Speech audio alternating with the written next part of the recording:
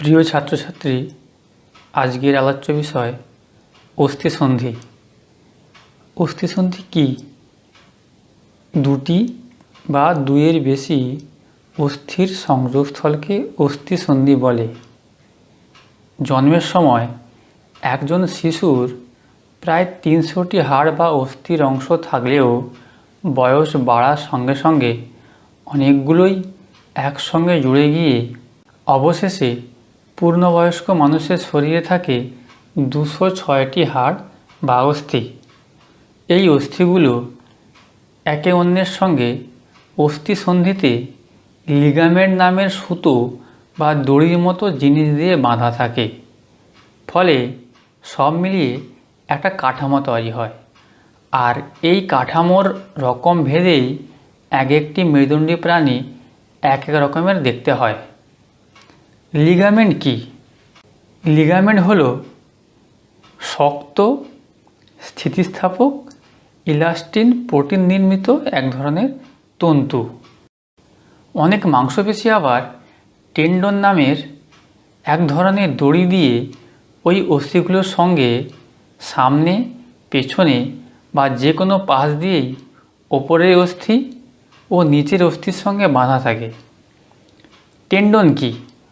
Tendon হলো শক্ত, অস্থিতিস্থাপক, collagen protein নির্মিত এক ধরনের শ্বেততন্তু। মানবদেহে অস্থিসন্ধি প্রধানত 3 প্রকার: অচল অস্থিসন্ধি, ঈষৎ সচল সন্ধি, সচল অস্থিসন্ধি।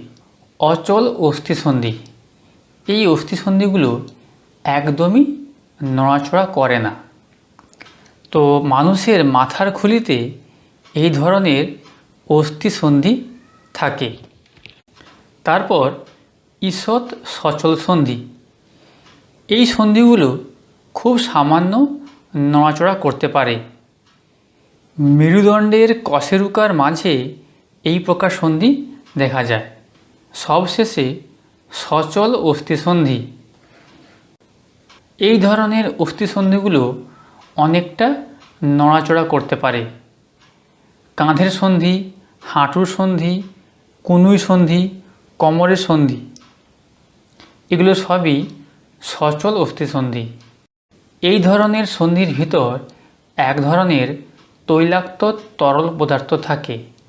এই তরলকে বলা হয় সাইনোভিয়াল তরল। আর সেই তরল পদার্থটা ঘিরে থাকে একটা খোলসের মতো আবরণ বা পর্দা, যাতে তরলটা অস্থিসন্ধি থেকে বেরিয়ে নিয়ে যায়। এই আবরণ বা পর্দাটাকে বলা হয় সাইনোভিয়াল পর্দা। মানবদেহে অধিকাংশ অস্থিসন্ধি দুটি হাড় নিয়ে তৈরি হলেও কোনো কোনো অস্থিসন্ধিতে 2-এর বেশি হাড় থাকে। অস্থিসন্ধির সমস্যা ও তাদের লক্ষণগুলি কি কি? অস্থিসন্ধির প্রধান সমস্যা হল অস্থিসন্ধির প্রদাহ বা আর্থ্রাইটিস। লক্ষণভেদে এটি বিভিন্ন প্রকারের হয়। 1 নম্বর, গেঁটে বাত বা গাউট। ইউরিক অ্যাসিড অস্থিসন্ধিতে সঞ্চিত হলে অস্থিসন্ধিগুলি ফুলে ওঠে, স্থানটি লালাভ রঙের হয় এবং গরম হয়ে ওঠে, রাতে তীব্র যন্ত্রণা হয়। 2 নম্বর, রিউমাটয়েড আর্থ্রাইটিস।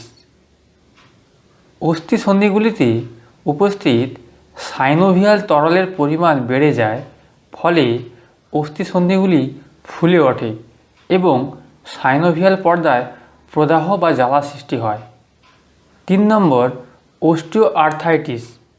হাত, হাঁটু, মেরুদণ্ডের অস্থিসন্ধি বিশেষভাবে আক্রান্ত হয়। এক্ষেত্রে অস্থিসন্ধিস্থলটি শক্ত হয়ে যায় এবং বেশি নড়াচড়া করানো যায় না।